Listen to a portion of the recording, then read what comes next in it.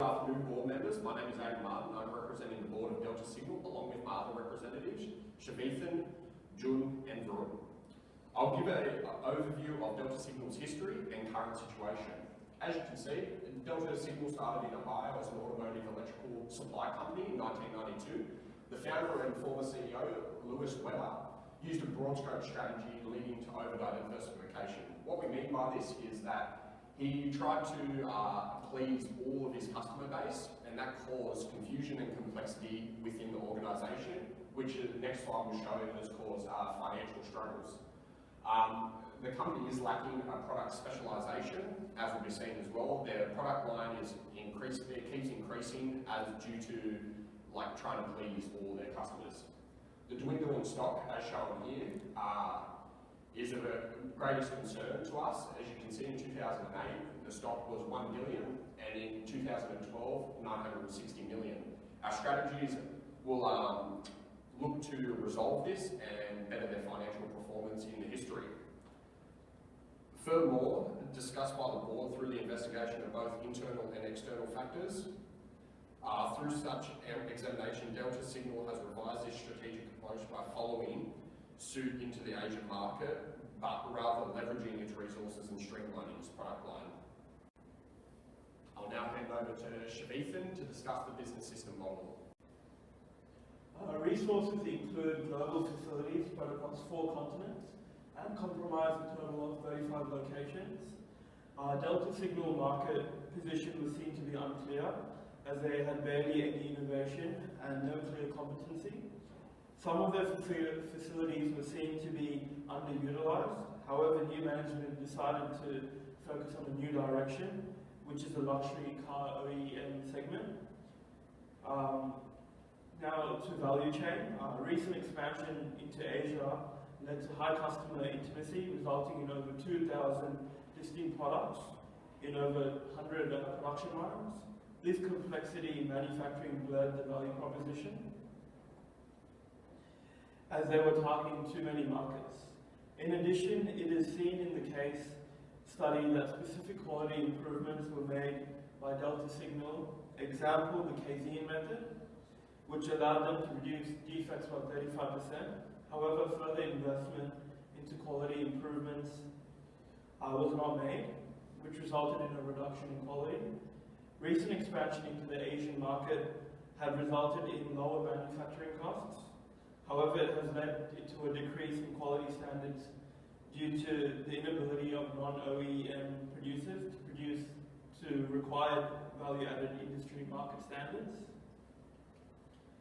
Moreover, to the value proposition of Delta Signal, due to the recent expansion of Asia has resulted in organizations targeting the highly saturated low-cost market of Asia. Nevertheless, this expansion was at a cost of the opportunity luxury markets of Europe and USA. I will now pass it to Aiden to talk about external environments. So I'll be talking about the external factors that plague Delta Signal. The pest analysis that I'll be using revealed the hyper-competitive state to which the automotive industry functions. It requires close examination by Delta Signal to ensure their strategy adopted performs well in the market.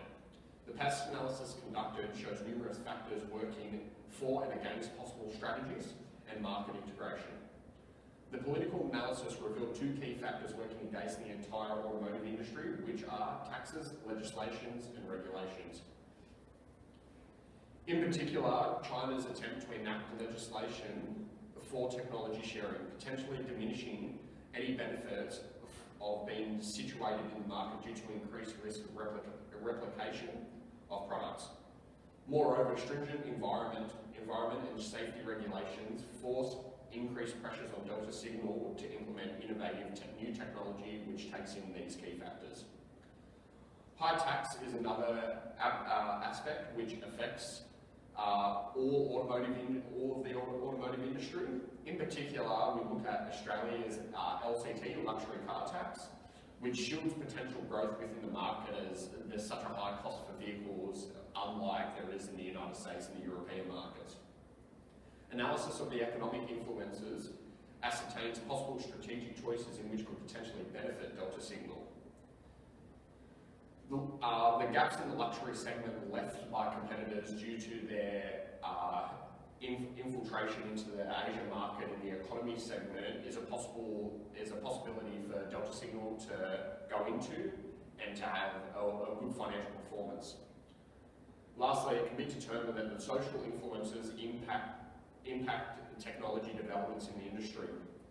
Environmental sustainability and safety standards has forced new technologies, and these two standards have come from the consumer's wants and needs, and that within the market. So the social factors are forcing and plaguing their right on the new technology, which is resulting in new technology development of organisations to meet these needs.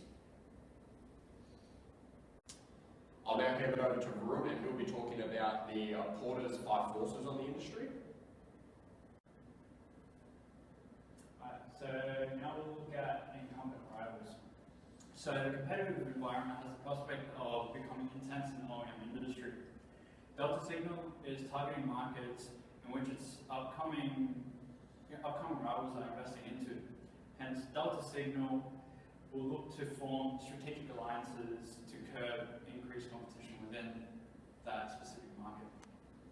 Based on reports, parameters such as the number of competitors, product differentiation, and switching costs have allowed for the rivalry to be placed high within the OEM industry. Thus, attractiveness towards such an industry might shut down any new players coming into the industry.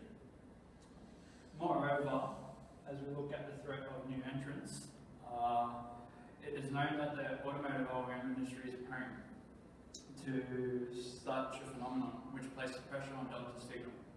Key areas such as manufacturing, marketing, and R&D are placed on emphasis.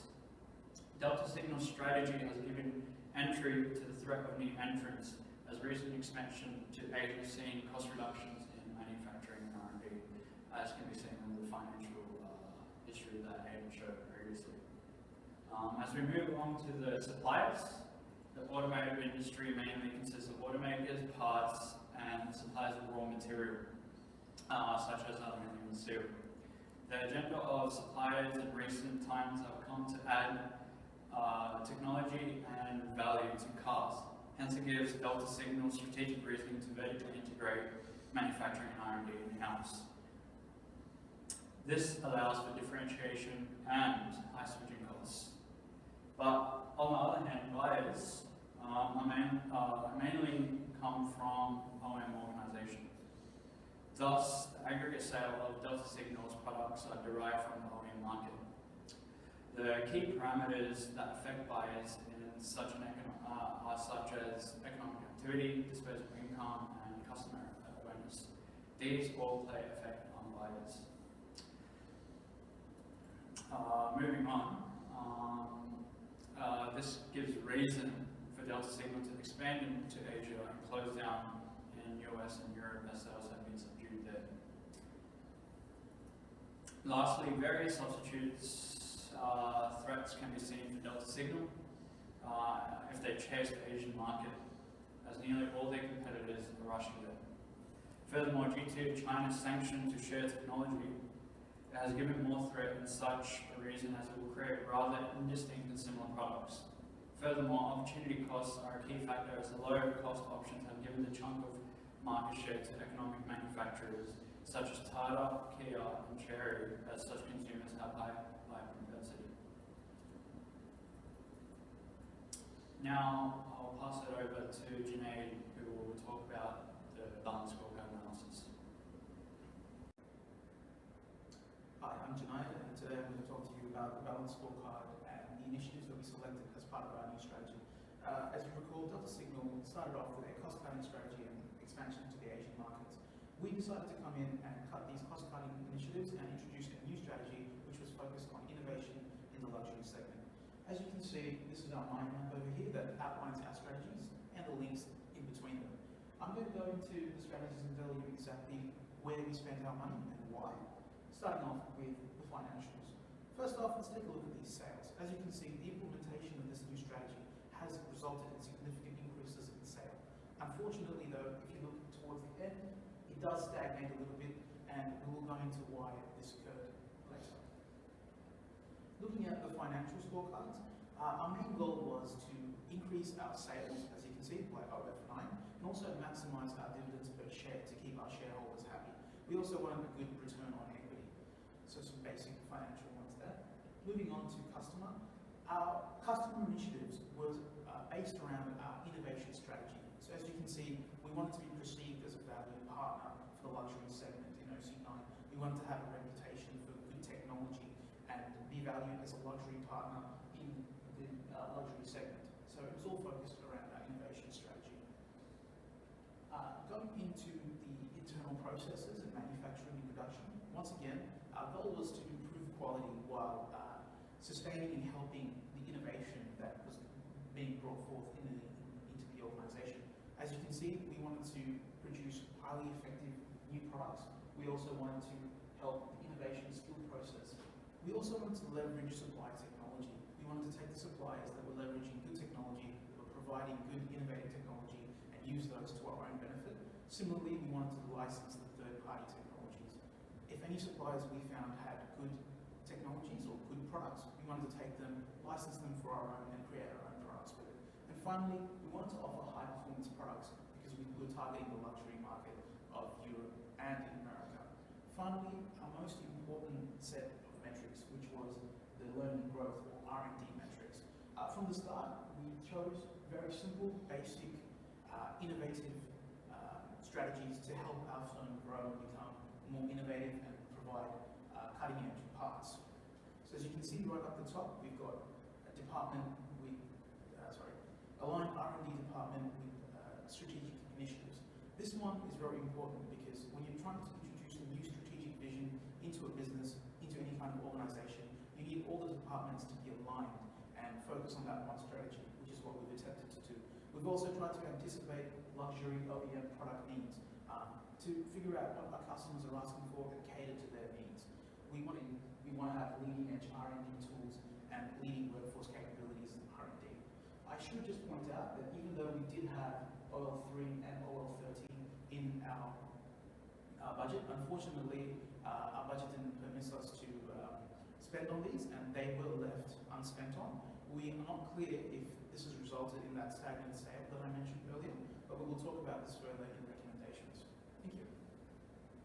Hi, I'm going to talk to you today about the recommendations. So the board members and myself have come up with the following recommendations to carry Delta Signal into the foreseeable future. Let me start off by saying that we will be scrapping Lewis Webber's original strategy of catering to the customer's wants and needs and forming a broad scope of products which covers the entire market. Instead, we're going to implement an inside-out strategy by leveraging our resources, and we're going to be targeting the innovative luxury markets of America and Europe.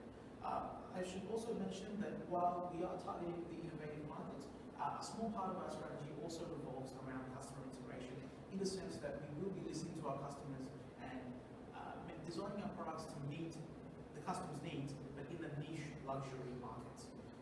Moving on, we'd like to mention that we are moving out of Asia, as we feel that this strategy directly contradicts our current innovation strategy. Asia represents a very low-cost market, and we are now targeting the high-end innovative markets of Europe. We are going to be specialising our product lines and targeting the niche market. Let me tell you how. A recent study conducted by Deloitte and PricewaterhouseCoopers has found that new improved powertrain technologies are being developed by leading-edge companies. And what this does is these powertrain technologies help in the manufacturing of hybrid cars and fuel economic cars. Now, you may be wondering that fuel economy cars, they're generally the economy segment, but supercars, power cars, and luxury cars are also now looking for that kind of technology, and this represents a big opportunity that Delta Signal can be part of. So we will be investing heavily into that. Also, another study by Mr. Wyman has mentioned that consumers are now leaning towards innovative and high-end technology when it comes to safety, infotainment, and fuel efficiency. They are willing to spend money on these three areas, and we will be leveraging our resources to innovate these three areas and provide our customers with the following products. We feel this inside-out strategy will result in a improved and innovative product line and satisfy all